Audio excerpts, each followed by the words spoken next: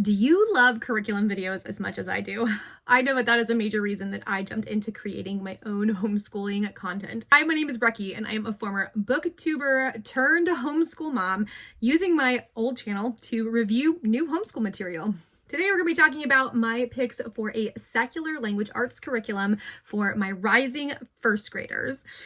So exciting. I can't believe we're already thinking about the 2025-2026 school year. It feels like we are barely halfway through this semester or these terms that we have here in the spring, but you got to start getting that curriculum while it's on sale and people are beginning to have their curriculum pick videos. And I just could not resist entering the conversation and talking about what we are choosing for our language arts curriculum for this coming year. We are going to be second-year homeschoolers with rising 5-year-olds who will be entering into first grade. They will turn 6 in the early fall, so they will be young first graders, and we have a lot of cool things we're excited to explore this coming year for language arts. The major backbone of our language arts curriculum is going to be our spine of phonics education. We are sticking with the phonics education that has been working with us since January of this year, and we're just going to roll through it. And for us, that has been all about reading level 1. We picked this up in January, and my daughter, who is more zesty for school, is already at lesson, I think she's at lesson 23, lesson 22. So we just started lesson 22, consonant blends, the CH sound, and she's rocking it.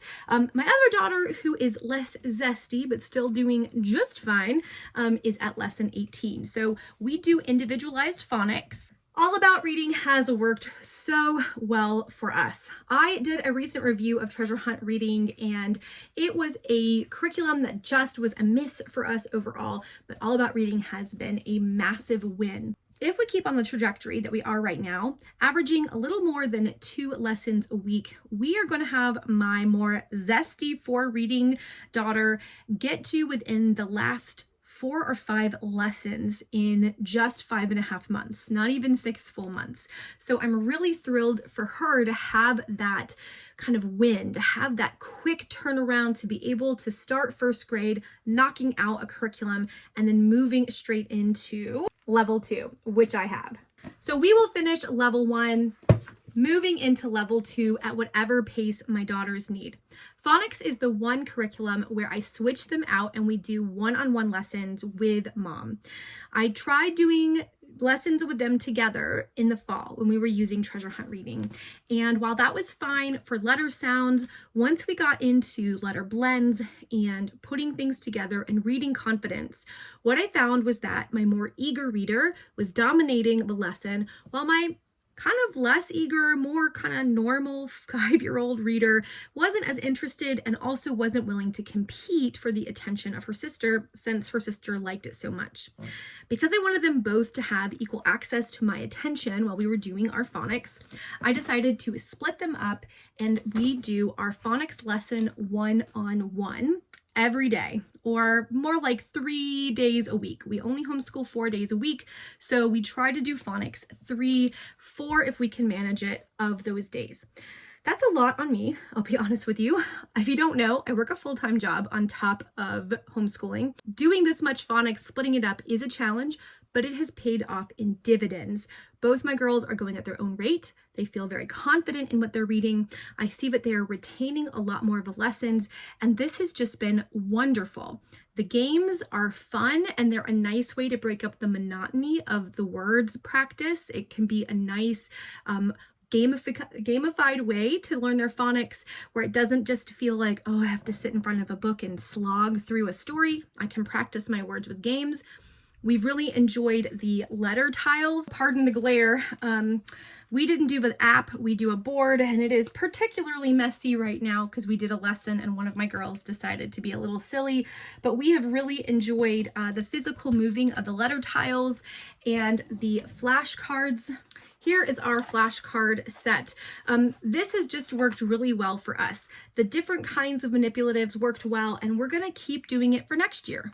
So the background of all of our language arts will be finishing level 1 and moving into level 2 of All About Reading. And you know what? If my zesty daughter finishes level 2, I'll buy level 3 and we'll just keep going. But phonics isn't the only part of language arts that we're going to begin covering in first grade. Now, I recognize that my daughters are going to be young, and I do not want to pressure them with the stress of grammar, particularly since they are still working on their handwriting, control, their stamina in handwriting, all of that. So what we're going to do is begin a very gentle introduction to grammar with first language lessons. This is from the Well-Trained Mind. I really like the Well-Trained Mind as a company, as a philosophy, the classical style. But what I like most is that this approach to grammar is no writing. In this first book, and I think the first 2 books, there's almost no writing at all. So you just do a conversation between the instructor and the student. There's a little bit of memorization, reading, and comprehension, right? But no writing. This is all just conversational grammar. Now, the one caveat to this is that I'm not sure how this will translate with 2 students at once. I would prefer to only have one of our subjects be split between the girls. And 20 minutes of phonics is about the max of splitting them up that I can reasonably do without it becoming unwieldy and taking over so much of our homeschool time. Because they're only going to be 6 basically for the majority of the school year, I still want to save a lot of afternoon time for unstructured creative play. So I am planning on introducing this. Again, I have one child who's very zesty for all things language arts. She wants spelling lists. She wants handwriting practice. She wants all the things. She is so eager. So I definitely want to give this for her to have. I don't want to burden the other twin who maybe isn't as interested naturally, but I also don't want to neglect her. So figuring out how to use this with 2 children at once and figuring out how to meet them where they are, recognizing that on this particular issue, one has a natural interest and the other has kind of an average interest, is interesting, challenging. If you are a twin parent, how have you negotiated the differences in your twins' kind of dispositions towards different subjects? I'd be really curious. Most of the families I've seen with twins have a bunch of other kids, so they just manage it like they would with all the other kids they have. I only have the twins at home that I am homeschooling, so love your thoughts if you're a parent of multiples. One of the things that we've been practicing is narration, which we call listen and tell back. We have done that with Aesop's Fables. We have done that with some Bible story narrations. Although we are a secular homeschooling family, we do have some religious convictions. We're progressive Christians. So that's been something that we've been doing, and it has worked really well for us. This coming year, we're going to be looking at world mythology as well as ancient history. So one of the tie-ins for our narration is going to be the homeschool classic, Delaire's Greek Myths. I am not familiar with this, so I did not read this particular collection of Greek myths as a child. It's new to me, but that's okay. I love the bigness of it. I love the kind of drawings. They're really beautiful. Let's see if I can find, like, just look at that. It's so lovely. Yeah, see, I just think that these are pretty cool. When I initially purchased this, I thought we'll do 1 a day. But these are a little bit long, so we will probably do 1 of these a week or so and integrate them with other myths from around the world that will pair with the ancient culture that we are studying, but we will be doing narration through myths. Pair with our phonics program, a little bit of grammar and a little bit of narration, I do want to start implementing at least twice a week a 7 to 10 minute personal reading time. Now, I don't want to stress my kids out about that since their phonics is going to have plenty of reading, but I want them to start practicing reading for personal pleasure and seeing mom read for personal pleasure. I listen to audiobooks all the time, but it's not quite the same as seeing me sit down with a book. So I want us to model having 1 to 2 days a week where we are sitting with a book and reading.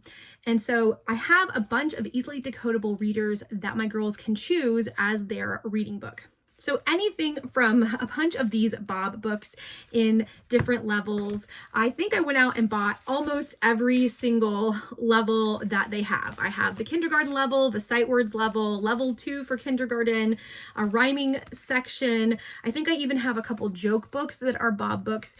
These are fine. In the beginning, these are fine. What I want them to be able to do is to pick up something they can read with confidence and complete and feel good about. So I have these. I also did buy a set of readers from The Good and the Beautiful. This is the Pet Pals readers, and they're, just the same thing, only they're color, and there's 3 or 4 different stories in each little book, right? And my girls can probably read these pretty confidently right now, which means they could breeze through this whole little book in 10 minutes for sure by next year. In addition to that, I bought these 2 leveled readers from The Good and the Beautiful when I made a book purchase order back in the early winter. I wanted to add some variety to the All About Reading to give them, like I said, just some different opportunities, just like the Bob books, to begin reading and to have some different interest-led reading. Now, these don't match the same level exactly as All About Reading, so I have some tabs about some of the different topics we have covered.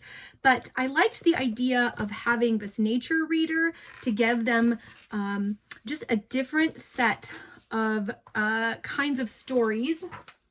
So this one is all about like animals, different art styles, different practice that can cover some of the topics. And really by the end of this year, almost everything in this reader will be content both of my girls have covered. So this would be something that they could feel confident picking up and reading 1, maybe 2 of the stories during their 10-minute reading time. The same thing goes for this reader, this Africa reader. Now we've been doing a geography study and I wanted to give them this one because it's about Africa and is, takes place in different continents. So this one is about Niger. This one takes place in Nigeria. This one right here is South Africa, right? And they are phonics-based decodable readers that take place in different parts of the Zambia, for example. And they have different art styles.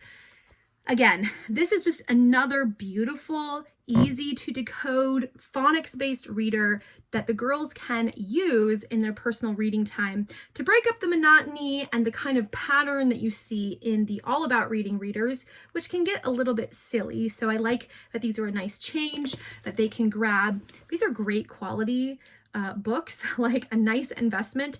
And our library does not have a lot of phonics-based decodable readers. They only have sight word whole language readers, which I find very frustrating. So I got these to add variety to our All About Reading books, but also, again, next year during our 10-minute read time, they can pick these and read through a couple stories at their own pace.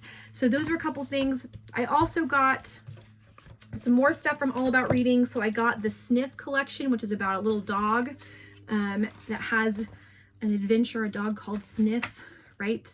And I really just like that I could hand this to one of my girls and she could work on it and really read through half of it and then come back to it or read the whole thing and feel like I am a big kid reading my own big kid book. And this is a 1A based on The Good and the Beautiful. So this should pair with what we accomplish by the end of this year in All About Reading. This is a 1B, which theoretically is going to accomplish most of what we have in All About Reading Level 1, but I think some of it will show up in All About Reading Level 2. And this is a little mystery. So we've got challenge words here and then a little mystery story that they have to figure out. There, these are lovely. I mean, The Good and the Beautiful is beautiful. They really do have that going for them. And they just have some nice, legitimate phonics-based readers, and that has been really challenging to find. So I have this whole set of 3, and I have 2 out of this set, which I think has 5. And if my kids like these and they're reading them, I'll order the others.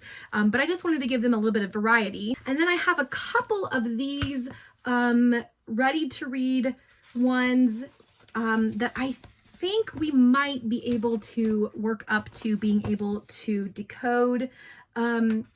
but they're not phonics. They're not truly phonics. But I think this might be simple enough that by next fall, we'll be able to use this. So I have a handful of these Daniel Tiger. I think there was a set that my mother-in-law gave us. I have the My First Reader with Pete the Cat. You know, I think that, again, once we get through all about reading level 1 and maybe a couple lessons into level 2, this could be, you know, a reader. But like everyone seems like it might be challenging. Paints, an AI sound might be a little bit challenging.